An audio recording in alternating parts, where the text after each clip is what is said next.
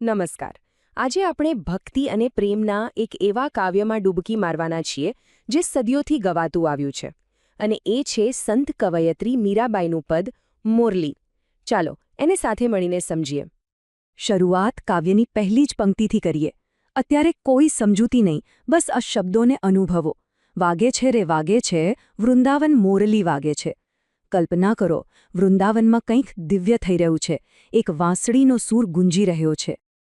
તો સવાલ એ થાય કે આ સુંદર શબ્દો પાછળ કોણ છે? એ છે મીરાબાઈ, એક રાજકુમારી જેમણે રાજમહેલ છોડીને આધ્યાત્મિક ભક્તિનો માર્ગ અપનાવ્યો. સારું, તો મીરાબાઈના જીવન પર એક નજર નાખીએ, ખરું ને? એમનો જન્મ તો થયો એક રાજવી પરિવારમાં સંવત 1548માં રાજસ્થાનના કુડકી ગામમાં. પણ નાનપણથી જ એમને રાજમહેલના સુખ કરતાં કૃષ્ણની ભક્તિમાં વધારે આનંદ આવતો હતો. એટલે જ એમણે પોતાનું આખું જીવન મેવાડ, વ્રજ અને દ્વારકા જેવા પવિત્ર સ્થળોએ તીર્થયાત્રા અને ભક્તિ ગીતો ગાવામાં જ વિતાવ્યો. અને એનું પરિણામ શું આવ્યું? આજે આપણે એમને ઇતિહાસના સૌથી આદરણીય કવિ સંતોમાંના એક તરીકે ઓળખીએ છીએ. અને આ જ વાત આપણને એમની કવિતાની ખાસિયત સુધી લઈ જાય છે. જુઓ, મીરાબાઈની કવિતા કોઈ અઘરા શબ્દો કે જટિલતા માટે નથી જાણીતી. એ જાણીતી છે એની ભાવનાત્મક સચ્ચાઈ અને સરળતા માટે. એમના દરેક પદમાં એક સંતના હૃદયની સંવેદના ઝળકે છે. ભાષા એકદમ સાદી, અને કૃષ્ણ માટેનો જે પ્રેમ અને ભક્તિ છે એ તો અતૂટ છે. અને રસપ્રદ વાત એ છે કે એમની રચનાઓ ખાલી ગુજરાતીમાં જ નહીં, પણ વ્રજ, રાજસ્થાની અને હિન્દીમાં પણ મળે છે. આ બતાવે છે કે એમનો પ્રભાવ કેટલો વિશાળ હતો.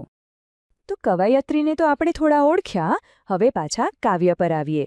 આ કાવ્યનો મુખ્ય ભાવ શું છે, એ કહેવા શું માંગે છે, ચાલો જોઈએ. એકદમ સરળ શબ્દોમાં કહીએ ને તો આ કાવ્ય વૃંદાવનનું એક જીવંત દ્રશ્ય આપણી સામે ઊભું કરે છે.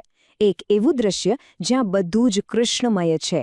એમની મોરલીનો સૂર, એમની દિવ્ય લીલાઓ અને એમનું રૂપ, આ બધું મળીને દરેક વ્યક્તિને અને દરેક વસ્તુને મોહી લે છે.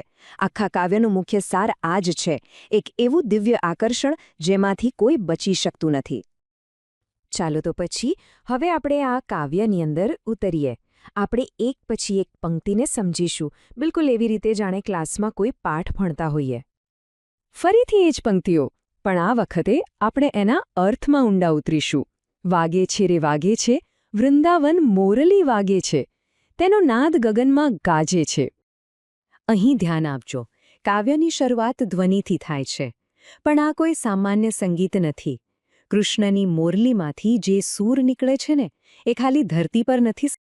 फ्रेंड्स, इस वीडियो को पूरा देखने के लिए आज ही फ्लेक्सी टीचर ऐप सब्सक्राइब करें, जहां आपको मिलेंगे animated videos, digital books, text book solutions, notes, DPP और क्विज. और हाँ, flexi teacher app mobile, TV और कंप्यूटर पर अवेलेबल है. और अगर आपके पास इंटरनेट नहीं है तो तुरंत ऑफलाइन सेट टॉप बॉक्स के लिए संपर्क करें. Flexi teacher, the one you needed.